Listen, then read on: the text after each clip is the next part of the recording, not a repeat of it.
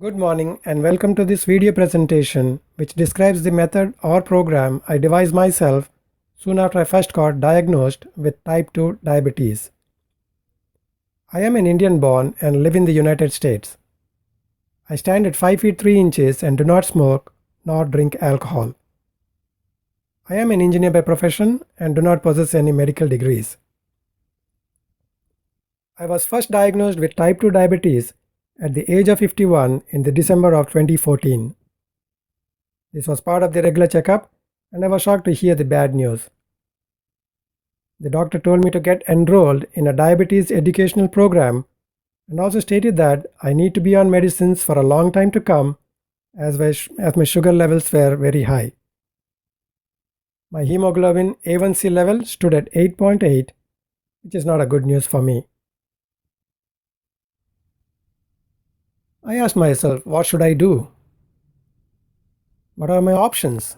Living on medicines for a long time to come? Nah, didn't sound like a good choice for me.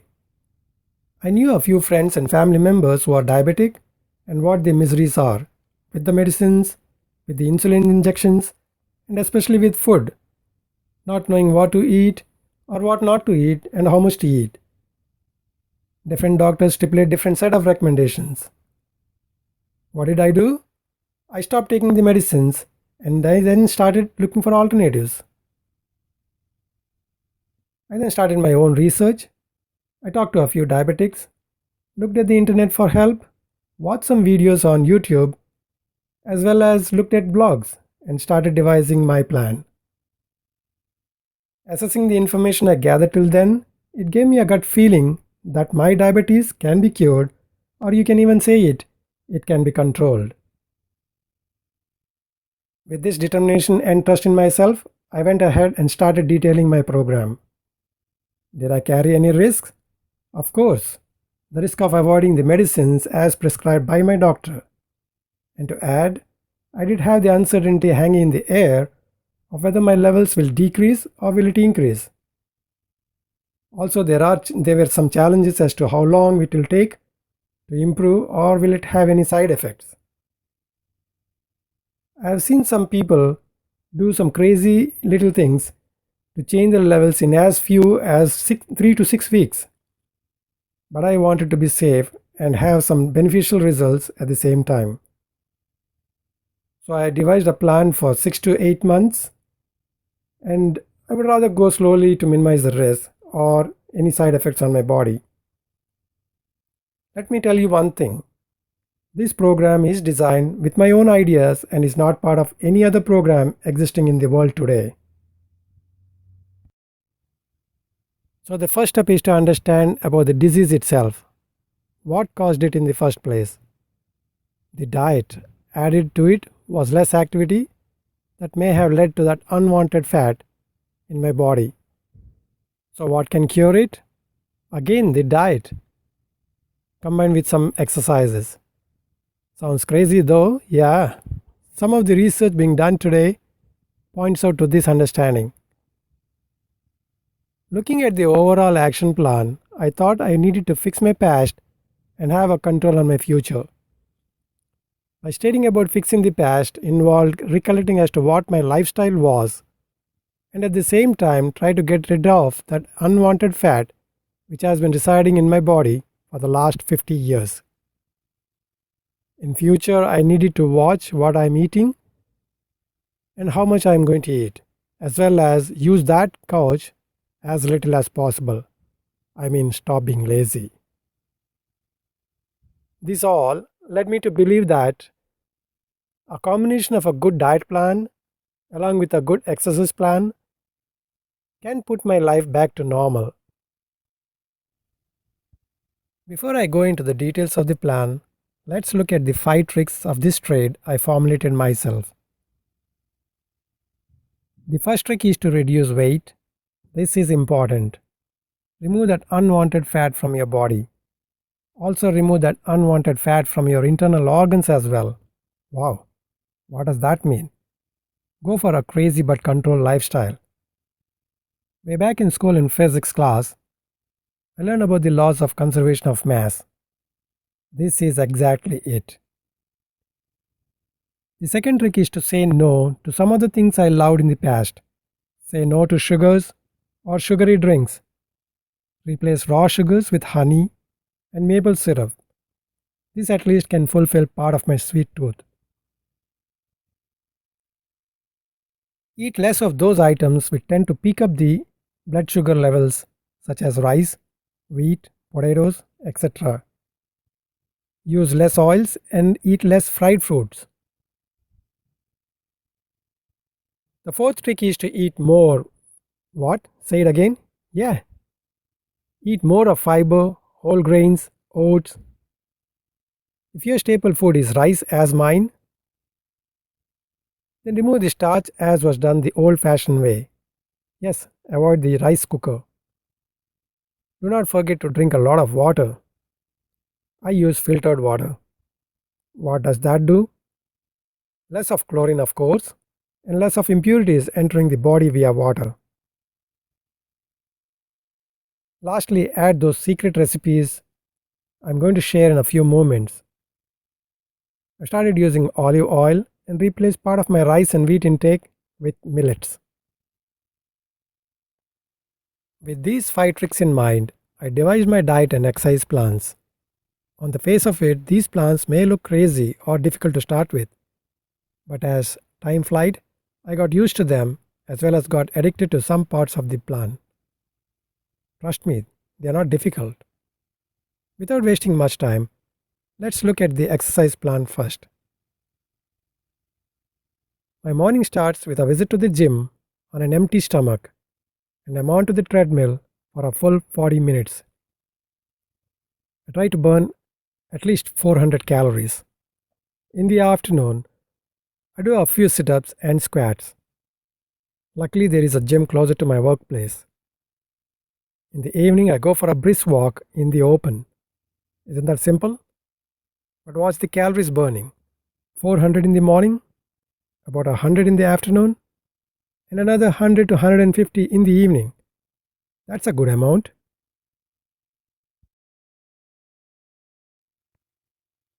Now that I started to burn a lot of calories, let me add the diet plan where I control the intake of calories and in a scheduled manner. I will be discussing in detail all the recipes mentioned here. Soon after my morning exercise on the treadmill, I have the fenugreek mixture. After about half an hour, I then have 1 cup of green tea mixture. In total, I would drink about 4 to 5 cups of green tea daily. For breakfast, I came across a nice recipe on oatmeal cookie. Lunch and dinner are normal but following the 5 tricks. I've reduced the quantity intake per se by about 25 to 30%. In other words, if my lunch was about 100 grams in the past, I would reduce it to about 70 grams. I then will have the apple cider mixture before lunch. Lunch or dinner can include the garlic rice. Coffee or chocolate drink will be limited to a maximum of half a cup daily. Now comes the time to discuss the recipes in detail. We will first go over the fenugreek mixture.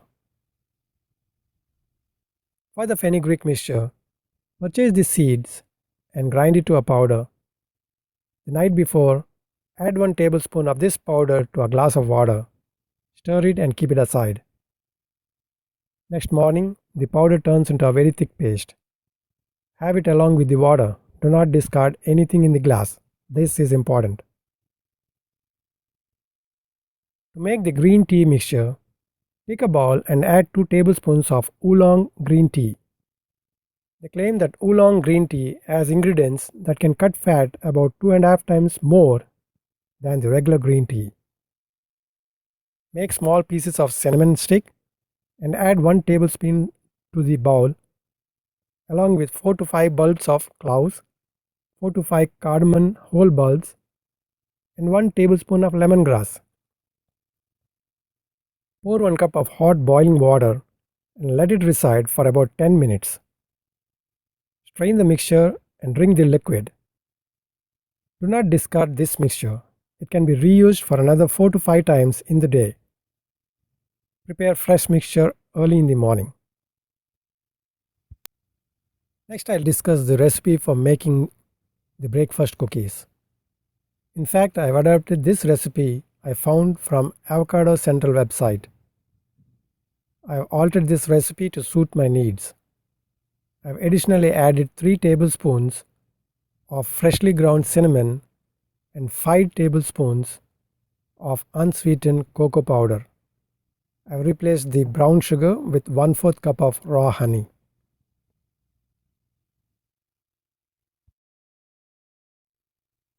Half an hour before lunch, prepare this apple cider vinegar mixture by taking 1 cup of warm water and adding to it 2 tablespoons of apple cider vinegar, 1 teaspoon of lemon juice, half a teaspoon of ground cinnamon, and half a teaspoon of ginger powder. Mix well and drink it. I use Bragg's organic brand of apple cider vinegar. Lastly, the recipe for garlic rice. I've adapted this one from the internet under Paddu's Kitchen website. My variation to this recipe is add 1 tablespoon of freshly ground oregano seeds. You can get these seeds in an Indian grocery store. This powder kills some of the pungent taste of garlic as well as have other benefits.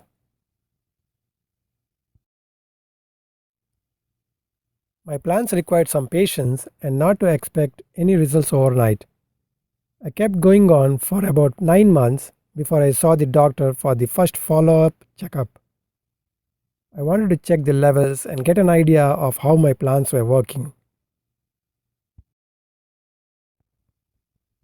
I was nervous on this visit as I knew the doctor would be taken by surprise.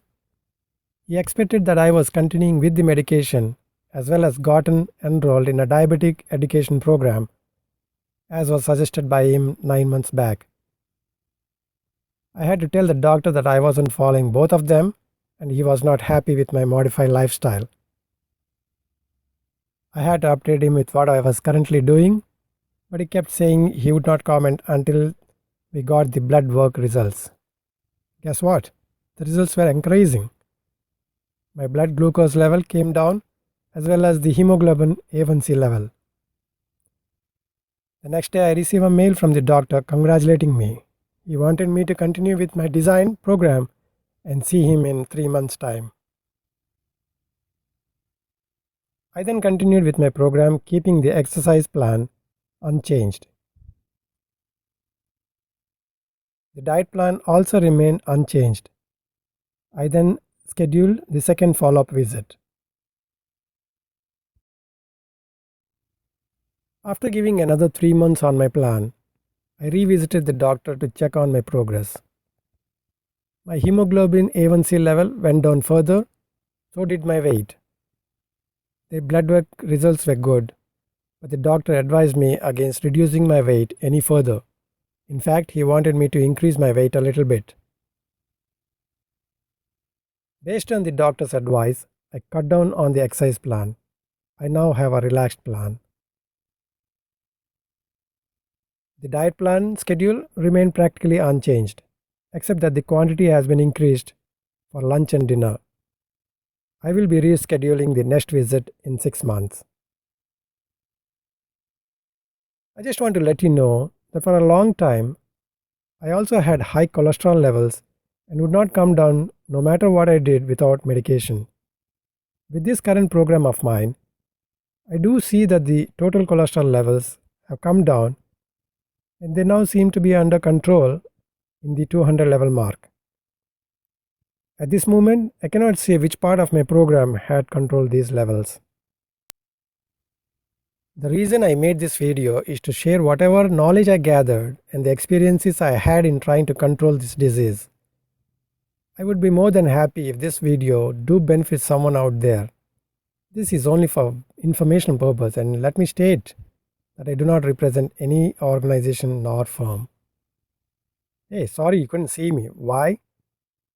I thought I could transmit more messages this way than you watching me move across the screen from left to right.